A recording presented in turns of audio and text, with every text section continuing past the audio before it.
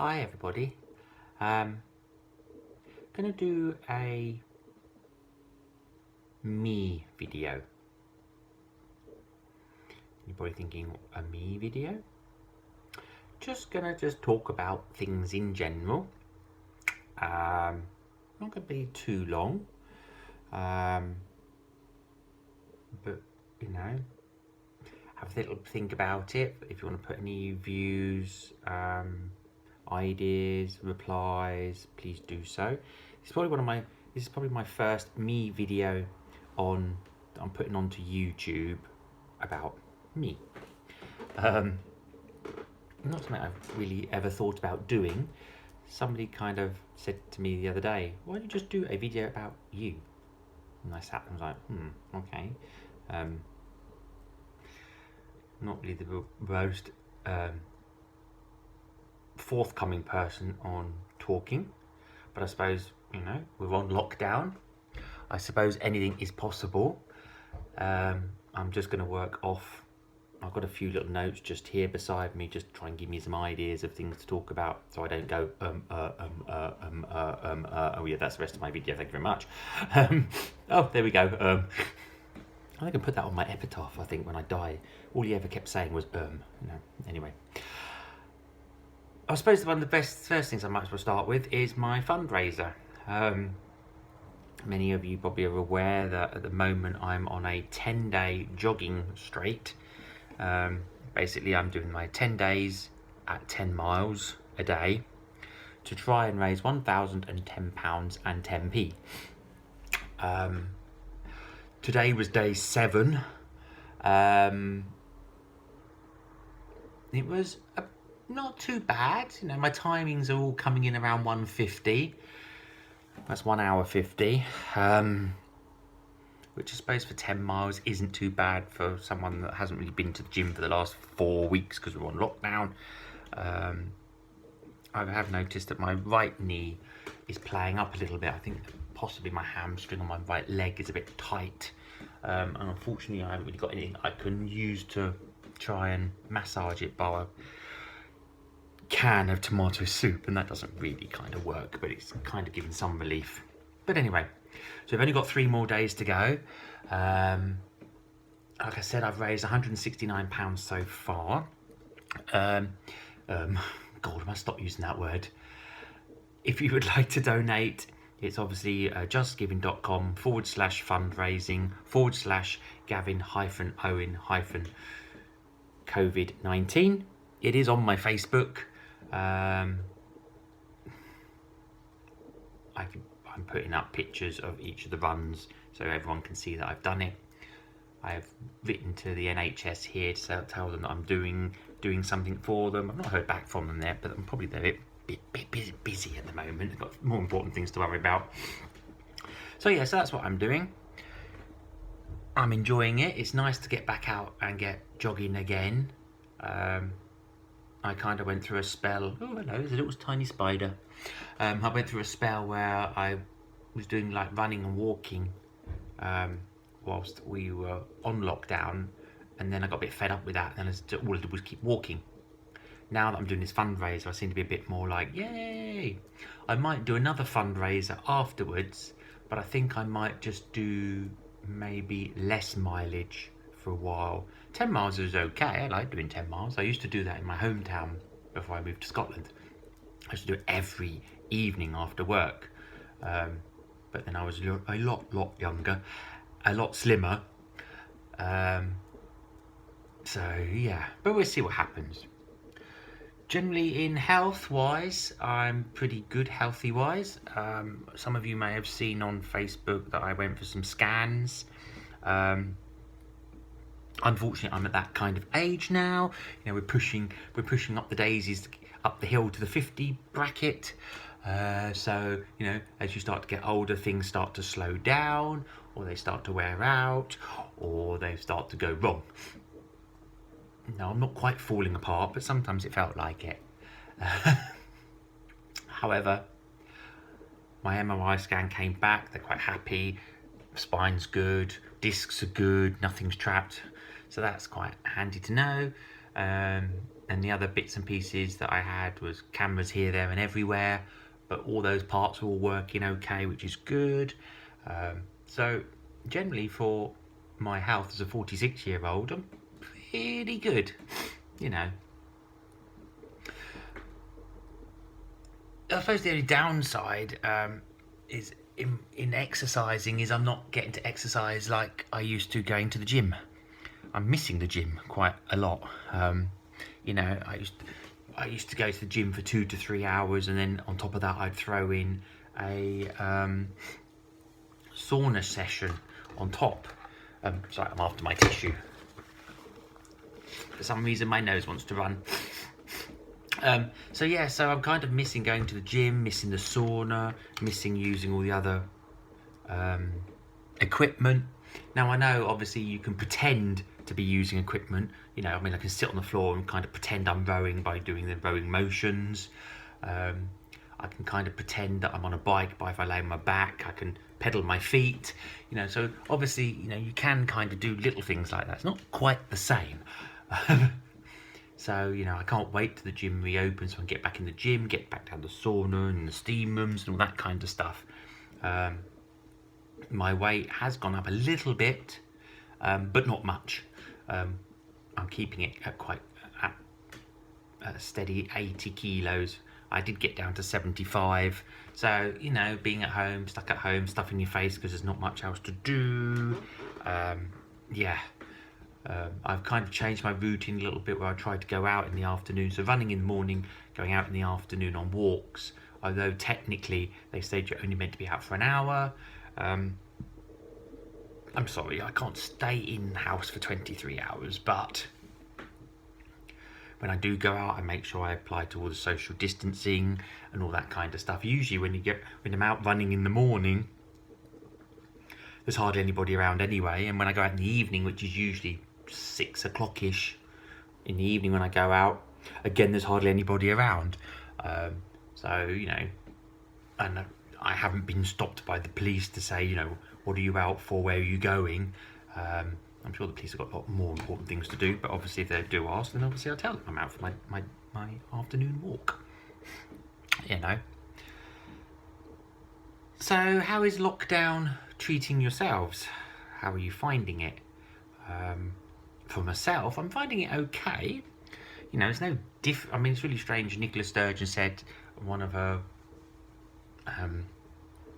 announcements that this shouldn't feel like normal. But for me, it kind of is normal because I'm used to being on my own. I'm used to doing things by myself.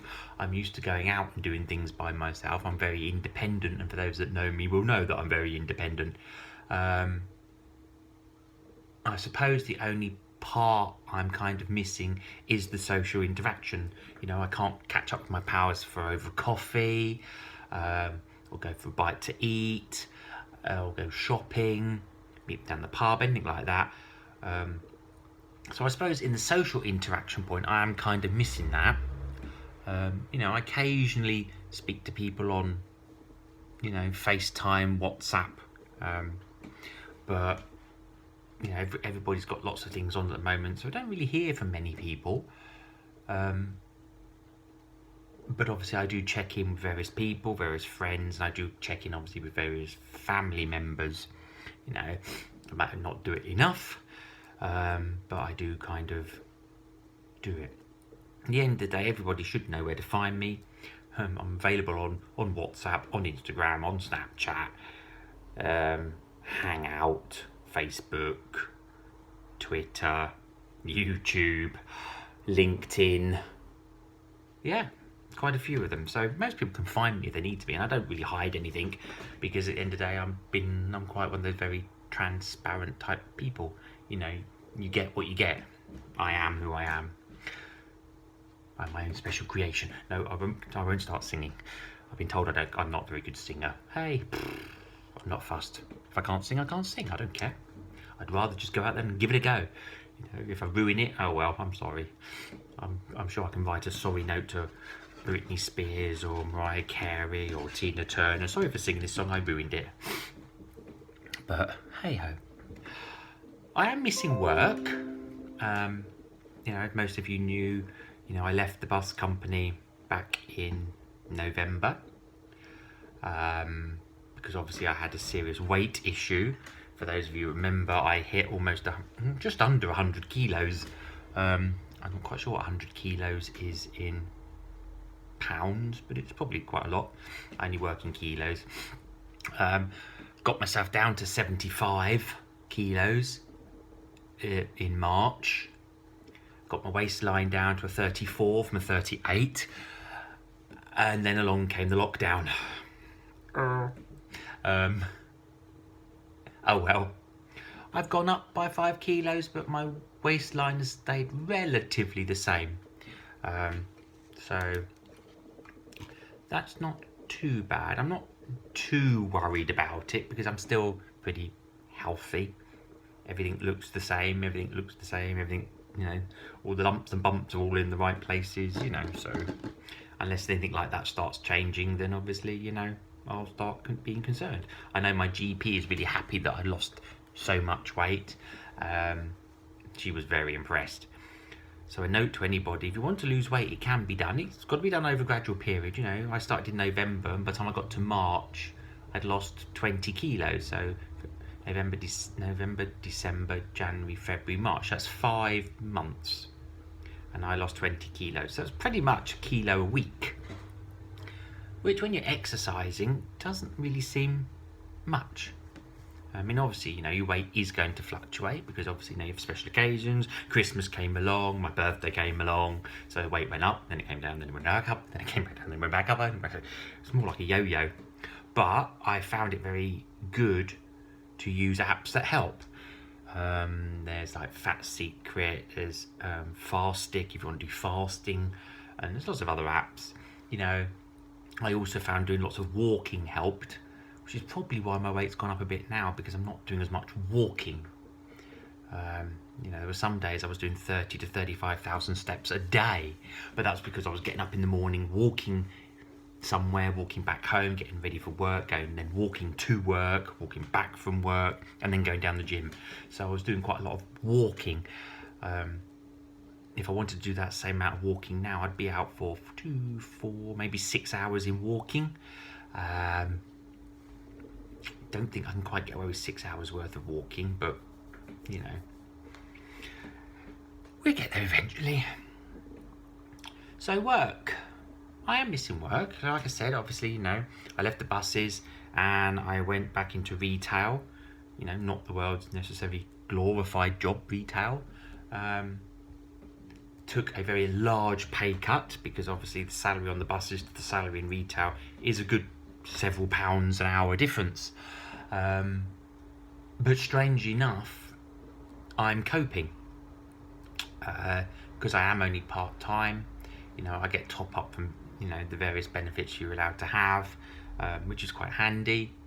You know, make sure if you need benefits, you know, you go and check them out, especially now where things are definitely a lot harder. Obviously, I went into retail. For those who remember, I was working at it was Ernest Jones before H. Samuels, both parts of the Signet Group. I worked with some wonderful girls down in the Silverburn Ernest Jones. I hope if you're watching this or you see this, hi ladies, I hope you're all well and I hope you're all coping with lockdown. And at some point soon, I'll pop down and say hello to the ladies that are there on a particular day whenever we get out of lockdown. And if I remember, I'll bring some donuts, if I remember.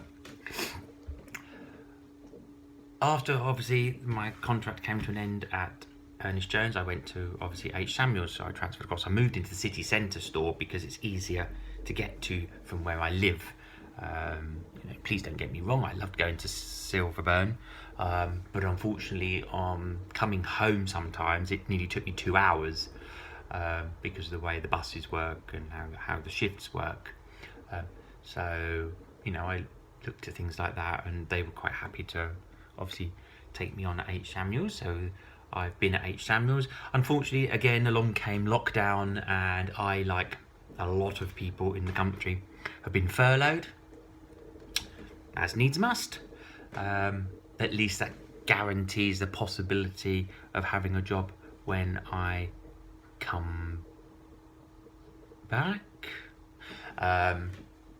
Obviously there is still the possibility that one could be made redundant after all this, and who knows what's going to happen with the companies in general. We're already starting to see various different companies going to the wall.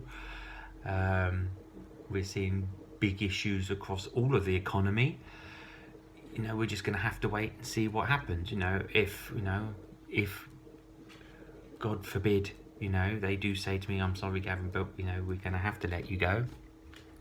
Okay, no worries. I'm okay to a degree, because obviously I've got benefits, so I can kind of fall back on them. So I suppose in some ways I'm kind of lucky, because obviously I've got that to fall back on, but not everyone has things like that. Also, during lockdown, I've also put myself on the Good Sam app, which basically means I'm going to be a volunteer throughout lockdown, to help with anybody that needs some help. I'm only doing the check-in and chat service because you can do that from your house. Basically, they just drop me a text message saying, please contact so-and-so. Just check in, make sure they're okay. Most of the people are people that have been in the hospitals that have now come out. We're basically just phoning in, checking on them, making sure they're all okay, making sure they've got access to things. Make any notes I need to necessarily pass on to the control centre in case they say something and I'm concerned. Maybe they say they've got no food, they've got no people, and then I might be like, oh, have they been put forward to have those kind of services to help them with their food and stuff? I can take that back to the control centre and somebody else deals with that. I've helped out a couple of neighbours in the local area on another app where I'm down as a volunteer, just going to get basic shopping. They only wanted things like bread, milk, loo roll. Loo roll, we still have a problem with loo rolls. But yeah, so it's nice to be putting something back into the community. A lot of you know that I've always done that. Even in my younger years, I've always done things voluntary, raised money for various different charities, etc, etc. So yeah, how's things looking at the moment for me? Well, I'm quite happy up here in Scotland. Moving up here was a good move. I suppose the only downside to being up here is I'm so far away from all my other friends in my hometown, but I can get to go down once in a while. I can go down for when there's marathons and half marathon events on, or I can just go down because I want to have a weekend away or something.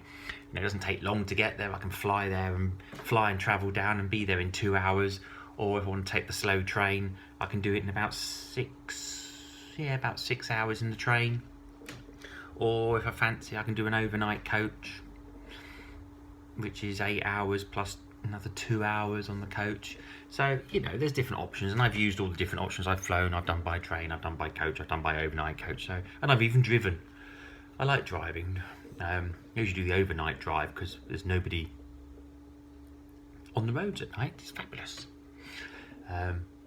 Fly down the M6 toll like there's no one's business. It's great. But yeah, am I due to go back down to see anybody down south? I haven't got any set plans as yet, and because we don't know what's happening on lockdown, they might not call it essential travel, even though to me it is essential travel. I've got to at some point go down anyway because I need to go and see various family members because I haven't been down to see them for a while. I'm really sorry. Now that money's even tighter than it has been, I don't know what's going to happen.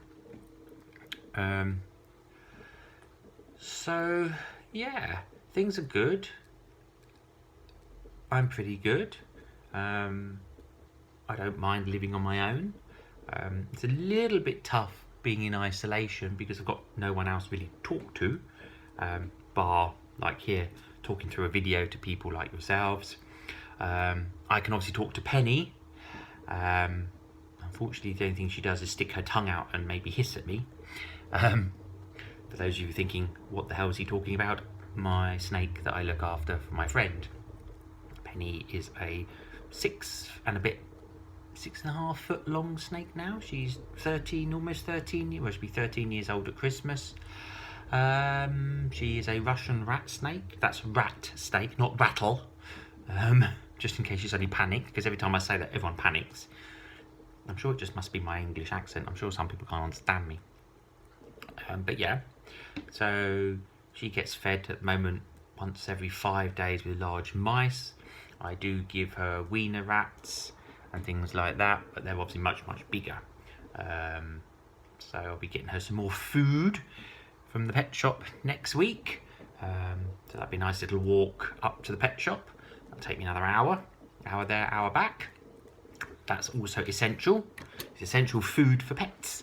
And unfortunately, because it's frozen mice, pets at home don't do it on a delivery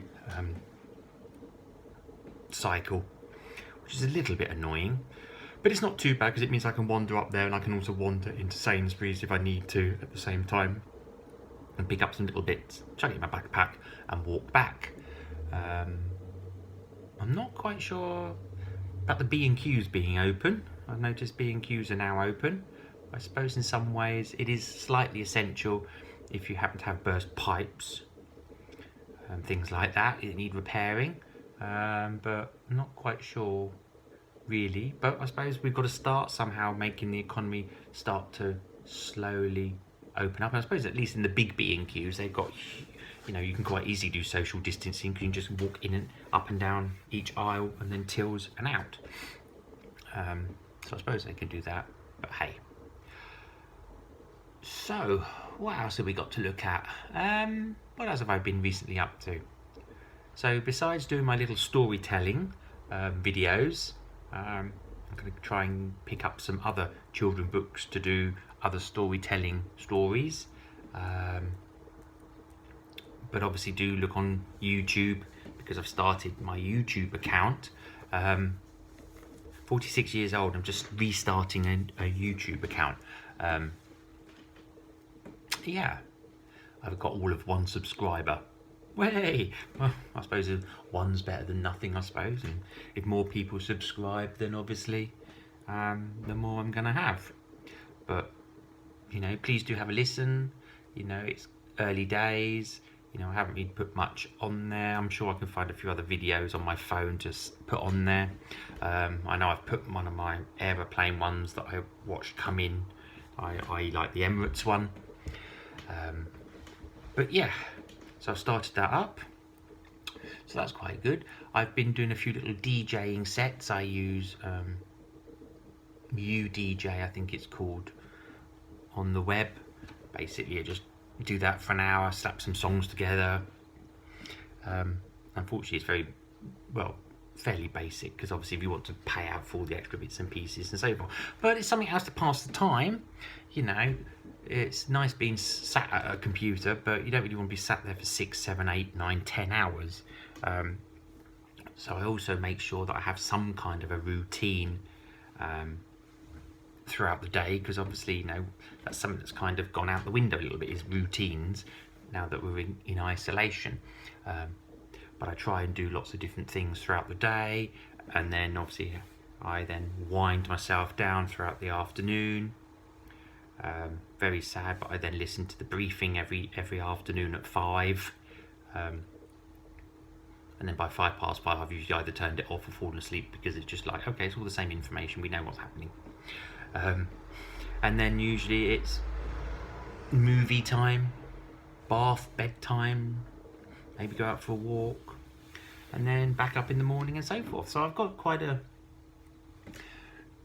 regimental but flexible routine I find is very good during lockdown, because it means it keeps yourself somewhat sane, but it's also flexible, so I can change it around a little bit.